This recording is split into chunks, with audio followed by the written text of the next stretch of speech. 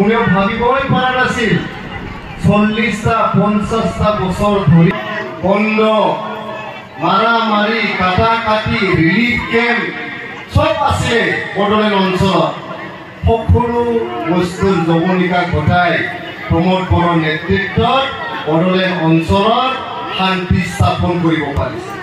এই শান্তিটো 5 বছৰতে বিঘ্নিত হোৱাটো দিল্লী চৰকাৰ আৰু দিছপুৰ চৰকাৰে বিচৰা নাই, যাৰ কাৰণে কৈছে ইউপিপিএলৰ মাত্ৰ একজন জিকিলেও চৰকাৰ প্ৰমোদ বড়োৰ নেতৃত্বতে হ'ব বুলি ঘোষণা কৰি দিছে। এইটো সুযোগ আমি ল'ব লাগে, এইটো সুযোগ আমি ল'ব লাগে। আনপিনেদি আমাক বিজেপিয়ে কৈ দিলে বিটিসি কব্জা করা, বিটিসি সরকার গঠন করা, এইটো বাক্সা জিলার একদম সর্বোচ্চ নেতা এমএলএ হয়েছে, ইএম হয়েছে হিতেশ বসুমতাৰী আমাৰ দলত আহি গল। আপোনালোকৰ গঠন কৰি এমচিএল মাখন চৰকাৰী ইয়াতে বহি আছে, মাখনটা অলপ চেয়াৰ দিয়ক, আশীৰ্বাদ লওক ৰাইজক। এই যে মাখন চৰকাৰী ডাঙৰীয়া সেখানে উপস্থিত আছে, জোৰদাৰ হাত চাপৰি দিয়ক, আশীৰ্বাদ কৰক মাখনটা। মাখন চৰকাৰী ডাঙৰীয়া এই হাৰমা মহিলাৰ লগত একো নহ'ব, বিপিএফত থাকি ভৱিষ্যত নাই বুলি বিপিএফত আহি গ'ল। গোসাইগাঁৱৰ হেমেন্দ্ৰনাথ ব্ৰহ্ম এমএলএ আছিল, বিপিএফত আহি গ'ল। পৰমেশ্বৰ ব্ৰহ্ম এমএলএ আছিল বিপিএফত আহি গ'ল। ৰাজীৱ বাংগাল ইএম বিজেপিত গুচি গ'ল। বিশ্বজিৎ বিমাৰী বিজেপিত গুচি গ'ল। বিপিএফত থাকি আৰু ভৱিষ্যত নাই বুলি যিমান বাগা লিডাৰ আছিল সব ইউপিপিএলৰে ঘাবুলি নিদিলে, ইউপিপিএলত আহি গ'ল আৰু কিছুমান বিজেপিত গুচি গ'ল। গতিকে বিপিএফ নাই এতিয়া বিটিসি অঞ্চলত। 17 বছৰ শাসন কৰি যি অন্যায় অত্যাচাৰ, ৰাইজক ঠগিলে, ৰাইজক মাৰিলে, খেদিলে, ৰাইজক ওচৰতে যাব নিদিলে, লুটি কুটি শেষ কৰিলে। এইকাৰণে আজি বিপিএফ দলক ৰাইজে রেজেক্ট করেছে, রাইজে রেজেক্ট করিলে এখন আর কেউ বিপিএফ যাইতে চায় না। সব নেতাগুলা বিপিএফ ছেড়ে ইউপিপিএ এসে গেছে। এখন বিপিএফ কে বিশ্বাস করে না, বিপিএফ এর কোনো ভবিষ্যৎ নাই এখন। তাই বিজেপি বলে দিলেন আপনারা যত সিট খেলতে চান খেলেন, জিতে আপনারা সরকার গঠন করে বলে দিলেন আমাদেরকে। এখন বিপিএফ নাই, কংগ্রেস আমাদের অঞ্চলে নাই। কংগ্রেস আছে কি? আছে নাকি? কংগ্রেস তোমার আমাদের নিয়ে জায়গা, কংগ্রেস নাই, কংগ্রেস করে কোনো লাভ নাই।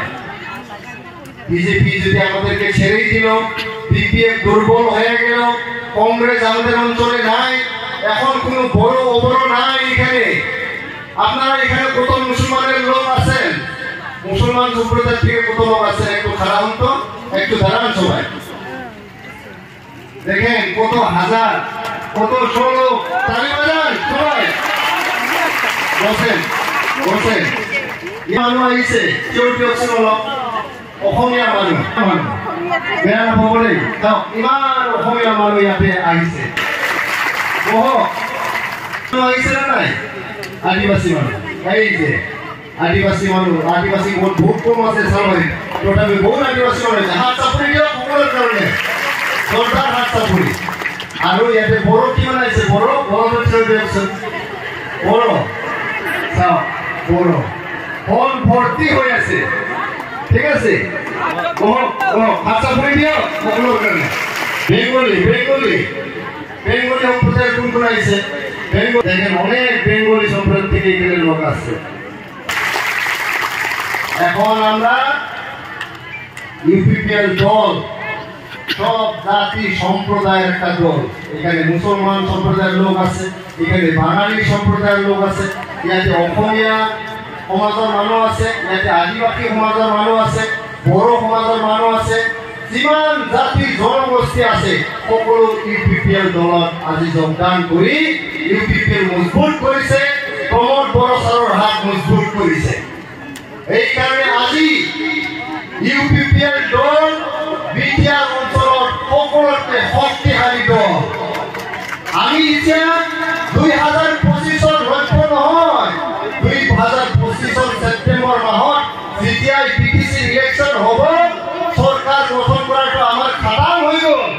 সেইকাৰণে আমি 2025 ওপৰত গুচি গৈছোঁ। এতিয়া 2026 চনত বিটিচি অঞ্চলত 25টা এমএলএ 15টা এমএলএ আছে। বিটিচি অঞ্চলত 15টা এমএলএ সমষ্টিত খেলি 15টা এমএলএ চিট আমি জিকিম আৰু অসম চৰকাৰ গঠন কৰাৰ জোৰদাৰভাৱে আমি অংশগ্ৰহণ কৰিম। জোৰদাৰভাৱে 2025 আমি জিকিয়ে গ'লো আমি। 2025 নহয় আমাৰ লক্ষ্য, 2026 আমি লক্ষ্য কৰি আছো। অসমৰ চৰকাৰ গঠন কৰা UPPL নহলে কোনো দলে চৰকাৰ গঠন কৰিব নোৱাৰিব 2026 চনত। এইটো কৈ দিলোঁ মই। আৰু আমাৰ আপোনালোকে ইয়াতে চব UPPL কৰ্মী বুথ কমিটি এটা পাৰ্টিৰ সবচেয়ে ইম্পৰ্টেণ্ট কমিটি হয়, কিয়নো ইলেকশ্যনটো বুথতহে হয়। এইটো চেন্ট্ৰেলত নহয়, ডিষ্ট্ৰিক্টত নহয়, ব্লকত নহয়, প্ৰাইমাৰীত নহয়, ইলেকশ্যনটো হয় বুথত। মানে আপোনালোকৰ কমিটিটো সবচেয়ে ইম্পৰ্টেণ্ট কমিটি। এইকাৰণে ৰাইজ আপোনালোকে দিনে নিশাই কাম কৰক। 3 মাহ মাত্ৰ ইলেকশ্যন আছে, আপোনালোকৰ উজ্জ্বল ভৱিষ্যত হ'ব। আপোনালোকে চালবাৰী চিট জিকাই দিয়ক, আমাৰ চৰকাৰত অংশগ্ৰহণ কৰক। আপোনালোকৰ সমষ্টিত আমি এটা স্ট্ৰং EMD স্ট্ৰং EM ভাল এটা ডিপাৰ্টমেণ্ট দি আপোনালোকৰ চালবাৰীৰ উন্নয়নৰ কাৰণে কাম কৰা আমি সুযোগ কৰি দিম। আপোনালোকে কোনো টেনশ্যন ল'ব নালাগে, চিন্তা কৰিব নালাগে। এই গুৱাহাটীত থাকি পেলাই কিছুমান লিডাৰবিলাকে ডাঙৰ ডাঙৰ অট্টালিকাত থাকি এই মিডিয়াৰ মানুহবিলাক মাইকটো আগবঢ়াই দিলে, কয় যে আমি এইবাৰ কোকৰাঝাৰ দখল কৰিম, বিটিচি দখল কৰিম, আমি বিটিচি কব্জা কৰিম বুলি কৈ থাকে। আপোনালোকে বিটিচি কব্জা কৰিবলৈ আহক, আমি বিটিচি কব্জা নকৰোঁ। আমি বিটিচিৰ ৰাইজক সেৱা কৰিবলৈহে আগবাঢ়ি আহিছোঁ, আমি সেৱাহে কৰিম। আপোনালোকে দিছপুৰত থাকি, গুৱাহাটীত থাকি, ডিব্ৰুগড়ত থাকি বিটিআৰ দখল কৰিম বুলি কয়, আহক না। আপোনালোকৰ যদি দম আছে, আমি এইটো অঞ্চলতে জন্ম লোৱা ল'ৰা, ইয়াতে ডাঙৰ দীঘল হোৱা ল'ৰা হয় আমি। ইয়াতে আমি পঢ়া শুনা কৰিছোঁ, সব আমাৰ ইয়াতে, আমাৰ মাটি বাৰী জন্ম শিক্ষা যিমান আছে এইটো অঞ্চলতে হৈছে। আমাৰ সমাজ হয় এইটো, আমাৰে দাদা ভাই হয়, আমাৰে বাইদেউ হয়, খুৰী হয়, খুৰা হয়। আমাৰ অঞ্চলত আমি কাকো ভয় নকৰোঁ। আমাৰ অঞ্চল আপোনালোকে দখল কৰিবলৈ আহক, ইয়াৰ উচিত জবাব আপোনালোকে পাব। পাবনে নাই ৰাইজ? পাবনে নাই? সকলোৱে কওক UPPL জিন্দাবাদ, UPPL জিন্দাবাদ, প্ৰমোদ বড়ো জিন্দাবাদ, প্ৰমোদ বড়ো জিন্দাবাদ। আপোনালোকৰ বিস্মিত হ'ব নালাগে, কোনো বস্তুৰ দ্বাৰা আপোনালোকে বিস্মিত হ'ব নালাগে। আমি খেলিম, আমি জিকিম। আমি এতিয়া ইমান ভাল দিন আহিছে বিটিআৰত, য'ত ইমান অশান্তি আছিল, আজি শান্তি হ'ল। কোনো বড়ো অবড়ো ৰাজনীতি নাই, কোনো হিন্দু মুছলমান ৰাজনীতি নাই ইয়াতে, কোনো অসমীয়া অনা অসমীয়া, মুছলমান অনা মুছলমানৰ ৰাজনীতি ইয়াতে নাই। আমি সকলোৱে মিলি পেলাই আজি যেনেকৈ আমি মিটিঙত বহিছোঁ, তেনেকৈ আমি ৰাজনীতিৰ পথাৰতো কাম কৰি আছোঁ। চৰকাৰো আমি তেনেকৈ বনাইছোঁ। প্ৰত্যেকটো ঘৰত আমি মুছলমান, বড়ো, অসমীয়া, বেংগলী, কোচ, ৰাজবংশী, আদিবাসী সকলো জাতি জনগোষ্ঠীক সম উন্নয়ন, সম অধিকাৰৰ আমি কাম কৰিছোঁ। সকলোকে ৰেচন কাৰ্ড দিছোঁ, সকলোকে অৰুণোদয় দিবলৈ চেষ্টা কৰিছোঁ, সকলোকে মন্দিৰ, মছজিদ, গীৰ্জা ভাল কৰাৰ কাৰণে আলাৰী চেৰাং দিছোঁ। সেল্ফ হেল্প গ্ৰুপক ৭৫,০০০ৰ ২৫,০০০ প্ৰথম কিস্তি আমি দিছোঁ। আমি সকলোকে জ্ঞান চেৰাং বৰদফা সুপাৰ 50 মিছনত আমাৰ যুৱক যুৱতীসকল IAS officer, ACS officer, doctor, engineer হ'বলৈ আজি দিল্লী, গুৱাহাটী, কোকৰাঝাৰত কোচিং লৈ আছে।